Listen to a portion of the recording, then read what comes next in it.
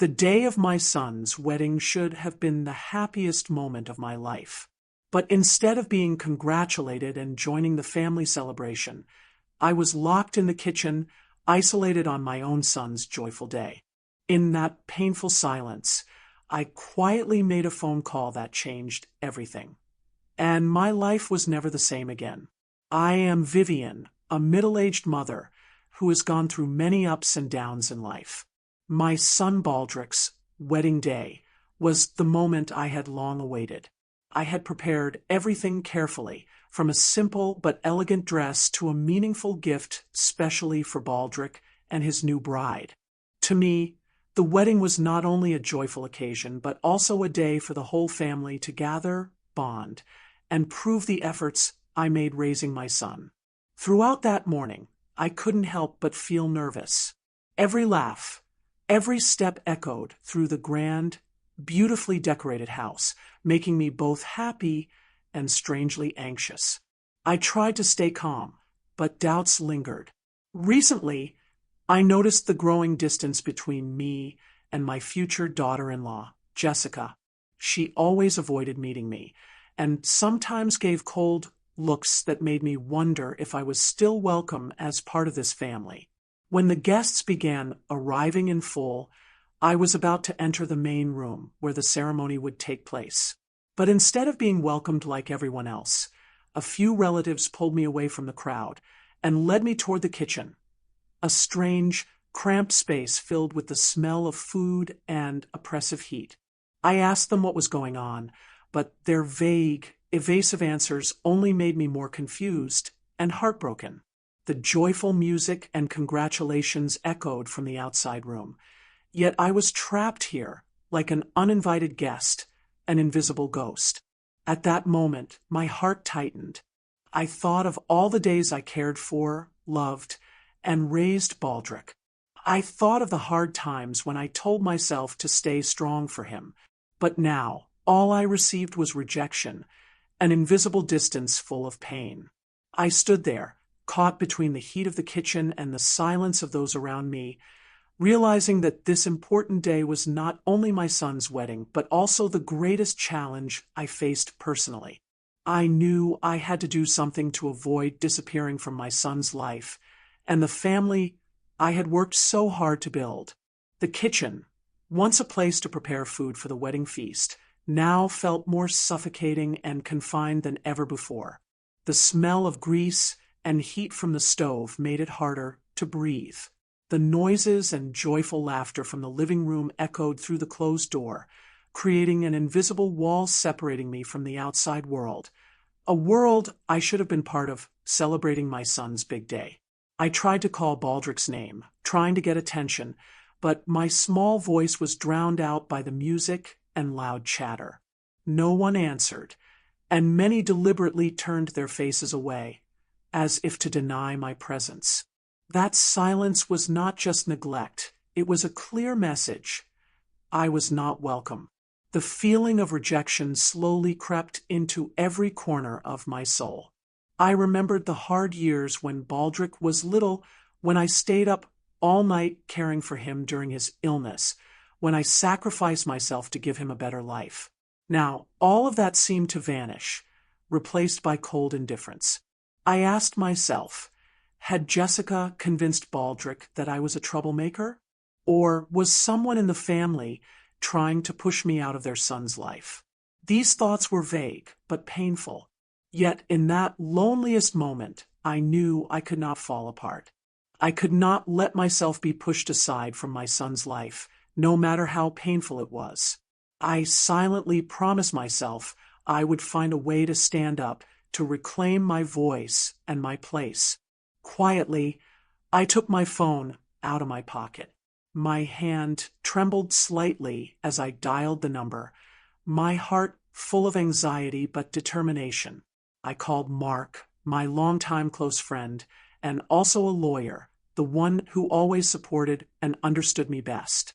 This call would open a turning point, not only for me, but for the whole family. While waiting for a response, I stood silently, looking toward the kitchen door, where joyful sounds continued to echo, a constant reminder that I was trapped on my son's happy day. My hand was still trembling when I heard the ringing on the other end. It was Mark, my close friend, the lawyer I trusted most. "Vivian, where are you? What's going on?" His voice was hurried, but full of determination. I took a deep breath, trying to stay calm. "Mark, they locked me in the kitchen at Baldrick's wedding. I'm not allowed to see my son or the family. I need you to come immediately. This is no longer a simple matter. I'm on my way now. Don't worry, you're not alone," Mark replied firmly. Just minutes later, the sound of hurried footsteps approached the kitchen door. I sensed a clear change in the atmosphere. Jessica and those standing beside her began exchanging alarmed looks, knowing Mark's arrival would escalate the situation. The kitchen door opened. Mark stepped in with a decisive demeanor, eyes cold but protective. Without wasting time, he looked straight at Jessica and those trying to block me.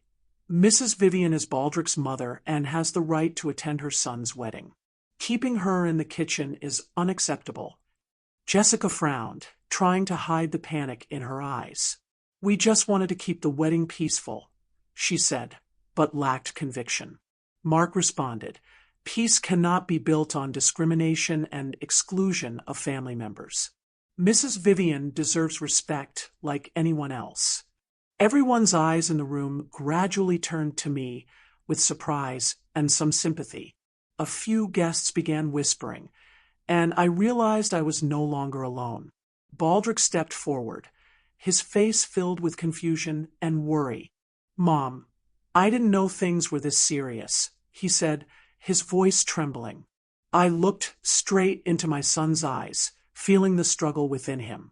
"Son, today is your day, but I am also your mother. I deserve to be present and respected. We need to talk." The atmosphere grew tense, but it was also when the strength inside me ignited. I knew this was the moment to stand up, to use all my power and reason to reclaim what I deserved. I stepped out of the kitchen area, standing amidst surprised and somewhat tense gazes. Baldrick was still deep in thought, while Jessica stood there with a cold expression, as if challenging me. "Why are you here?" Jessica asked, her voice low but sharp. "I've made it clear. Our wedding doesn't need your presence." I held my head high, speaking with determination. "My son, Baldrick, is the reason I'm here. I am not an outsider to be pushed away like this." Mark stepped beside me, supporting me with stern authority. "No one has the right to decide on Baldrick's behalf to exclude his mother from this important day. This act is an insult, not only to Mrs. Vivian but to the whole family." The tension rose. Some guests whispered quietly, and a few relatives outside showed signs of siding with me. Baldrick stood between us, seemingly torn between the two most important women in his life. I didn't realize it was this serious," Baldrick said, eyes worried and tinged with guilt. "Mom, I'm sorry for letting you be treated like this." I looked straight into my son's eyes. I never expected it to come to this. But today, I stand here not only for myself but for you and our family. Without respect, a family ceases to be a family.